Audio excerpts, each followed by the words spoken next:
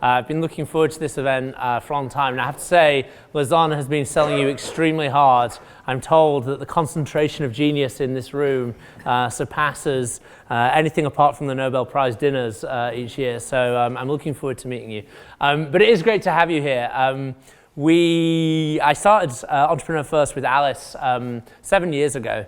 And since then, we've funded over 1,500 individuals around the world, funded over 200 companies around the world, created more than £1 billion of value, seen $300 million of exits. But still, despite lots of good things happening, the thing that I still love the most about Entrepreneur First, and the reason I still come to work, is the amazing people that we get to work with. And meeting people like you, coming to these events and sort of getting a glimpse of the future of what might be and what might be built, for me is still the most exciting part of everything that we do. And that's why these events are incredibly special. I was doing one of these in Paris on Monday and met some incredible people, and I'm excited to meet you all tonight.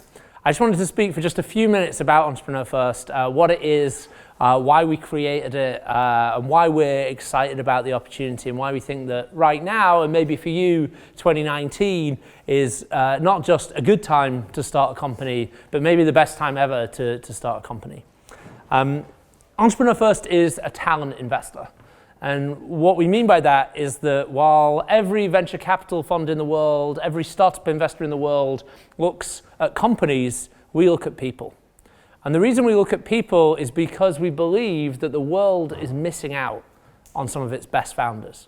We think that the companies that are started today, not just here in London, not just in Europe, but all around the world, in Silicon Valley, China, wherever you look, they're a tiny fraction of the companies that could be started if the world's most ambitious people, the world's most talented people, saw what a huge opportunity starting a startup was and had the right network, the right community, and the right support around them to make that possible.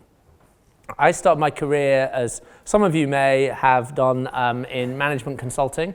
I was only there for less than 2 years, but I still feel I have to apologize for it kind of pretty much every day. The reason that I met Alice there, and the reason Alice and I started EF was because although we were at a great firm, we were at McKinsey, surrounded by great people, we were doing interesting work. In theory, we were having a lot of impact, working for lots of important clients.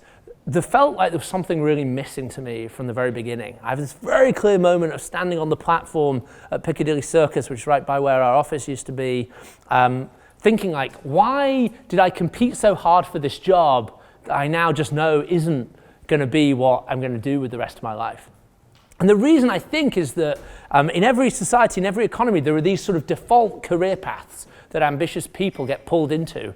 In London, it's often finance or media or big corporations or consulting, professional services. And it's really easy to get into the point where you've been doing that for a couple of years or maybe longer, maybe you've been doing it for 5 years or 10 years, and it's something like, it feels like there ought to be something more than this. I feel like I'm at the top of my game, and yet I don't feel that this is everything. And that's exactly what we felt. And the more we thought about it, the more we came to the conclusion that the reason we felt like that was there's just too much constraint in a world where you have a boss.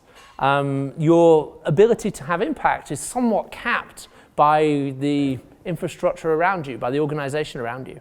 And so we started this company, and originally we didn't really think of ourselves as entrepreneurs, but we really wanted to liberate entrepreneurs from convention, from corporate culture, from the norms of everyday life. We realized things like one of the hardest things about starting a business is convincing your friends and your parents and your partners that you're not crazy, that you're not throwing away the best job that they can imagine you having, that actually there's something more.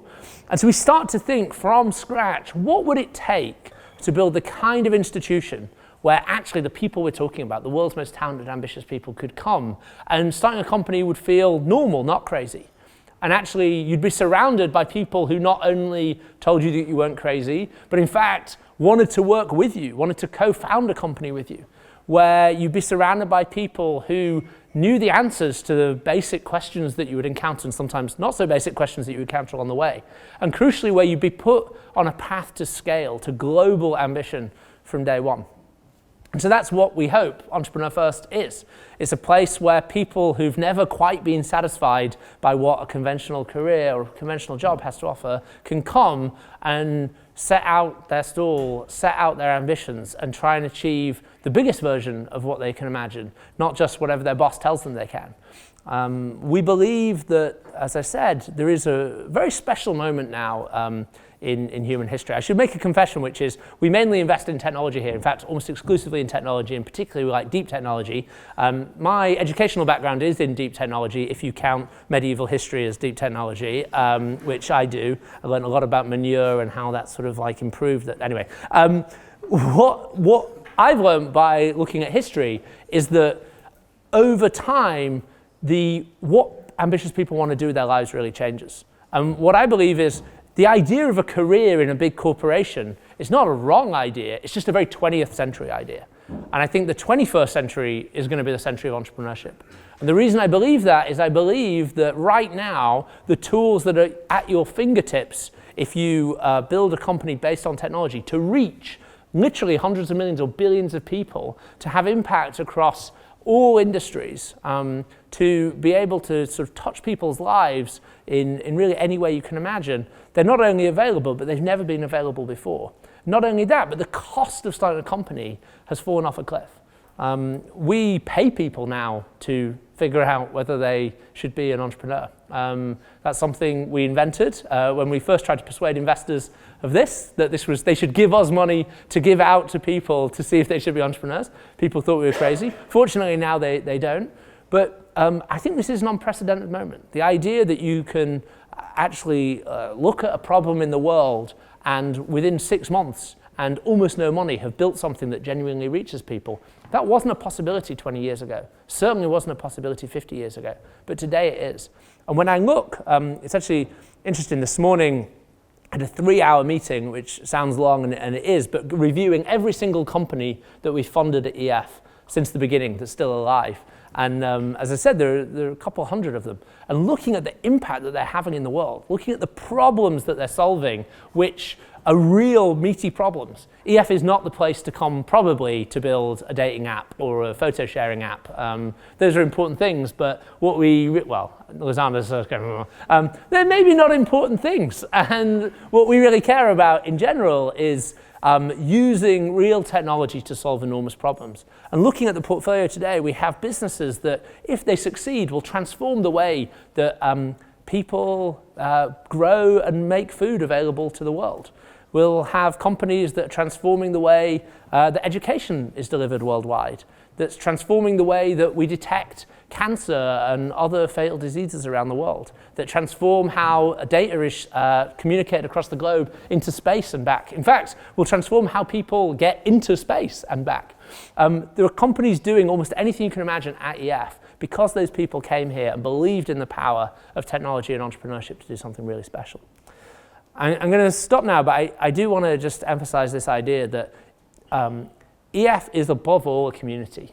We are an investor, we are a venture capital fund, we do invest in companies, we try and put companies on the path to scale. But for me, the most important thing we're doing is building a network, a community of people who think differently about what it means to have an impact in the world, who want to help each other, who want to support each other to build something really exciting.